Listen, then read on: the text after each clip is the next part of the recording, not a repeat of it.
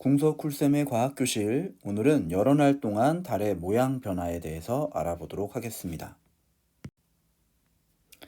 여러분들 이미 밤하늘에서 달을 보면서 달의 모양이 여러 가지로 바뀌는 걸 본 적이 있을 거예요. 이렇게 그림에 나온 것처럼 어느 날은 이렇게 달의 모양이 눈썹 모양이고 어느 날은 이렇게 둥근 보름달의 모양인 거를 본 적이 있을 겁니다. 근데 이번에는 우리가 과학 수업과 관련해 가지고 그거를 한번 제대로 관찰을 해보는 거죠. 자, 관찰한 거는 실험 관찰 17쪽에 기록하게끔 되어 있어요. 실험 관찰 17쪽을 보면은 이렇게 여러 날에 걸쳐서 빈칸이 있고 그 빈칸에다가 관찰한 날짜를 쓰고 달력에 맞춰가지고 이렇게 쓰면 되겠죠? 우리는 지금 5월이니까는 뭐 5월 4일부터 이렇게 시작을 할 수 있겠죠. 5월 4일 월요일부터 5월 5일, 5월 5일, 5월 6일, 5월 7일, 5월 8일 이렇게 달력을 완성을 시켜주고요. 5월 한 달 동안의 달력을 완성시키고 그리고 거기에 맞춰서 여러분들이 붙임딱지에 이렇게 달 모양의 붙임딱지가 있습니다. 요거를 확인해서 붙여보면 되는데 이거를 그냥 안 보고도 그냥 달의 음력 날짜를 맞춰가지고 붙일 수도 있는데요. 실제로 여러분들이 한번 달을 관찰해보고 그 달의 모양과 비슷하게 생긴 붙임딱지를 찾아가지고 붙여주면 좋을 것 같아요. 그리고 이렇게 중간중간에 혹시라도 관찰을 못한 날이 있으면은 비워둬도 상관은 없고요.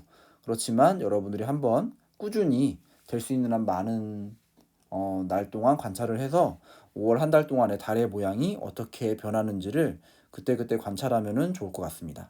관찰하고 실험 관찰에다가 기록을 남기는 거죠. 그 관찰을 통해서 여러분들이 알 수 있는 것이 무엇이 있냐면은 달의 모양이 바뀌는 흐름인데요. 이렇게 초승달 모양이었다가 이 부분이 이렇게 밝죠? 밝은 부분이 점점 늘어나요. 늘어나서 상현달, 우리가 흔히 얘기하는 반달이 되겠죠. 그리고 꽉 차가지고 이제 보름달이 되고 전체가 다 보이는. 그 다음에 또 다시 이쪽부터 어두워지는 거예요. 어두워지면서 하연달, 그리고 금음달. 이렇게 된 게 금음달. 그래서 달의 이름을 외울 필요는 없습니다. 근데 이렇게 흐름은 이렇게 이어진다라는 거. 자, 그래서 여러 날 동안 달을 관찰하면은 달의 모양은 이게 중요한데 약 30일을 주기로 초승달에서 상현달, 보름달, 하연달, 금음달의 순서로 변한다는 것을 알 수 있습니다. 중요한 거 다시 한번 찝으면은 30일이 걸린다 이거죠. 그래서 음력 2, 3일 무렵에는 초승달, 뭐 이거는 그냥 읽어보면 알 수 있는 건데 참고로 알아두고요. 그럼 문제를 한번 내보죠. 실험 관찰에도 이 문제가 있는데 내가 지금 보름달을 봤어요. 그럼 보름달이었으면은 얼마 뒤면 이렇게 하연달, 금음달 이렇게 바뀔 텐데 이 보름달을 나중에 다시 보려면은 시간이 얼마나 걸릴까요? 대략 얼마나 걸리냐면은 여기 나온 것처럼 30일이 걸립니다. 한 달 정도 뒤에 다시 보름달을 볼 수 있다 이거죠. 물론 오늘 보름달을 본 다음에 내일 봐도 보름달 모양일 거예요. 왜냐하면 조금만 변화가 있었으니까. 근데 그렇게 며칠 지나서 보름달 모양이 더 이상 아닐 때 다시 보름달을 보게 되려면은 약 30일이 걸린다. 반대로 이런 것도 문제 낼 수 있죠. 이렇게 초승달 모양이에요, 현재. 그럼 나중에 다시 이 오른쪽에 이렇게 얇게 떠 있는 이 초승달 모양의 달을 보려면은 며칠이 필요하다?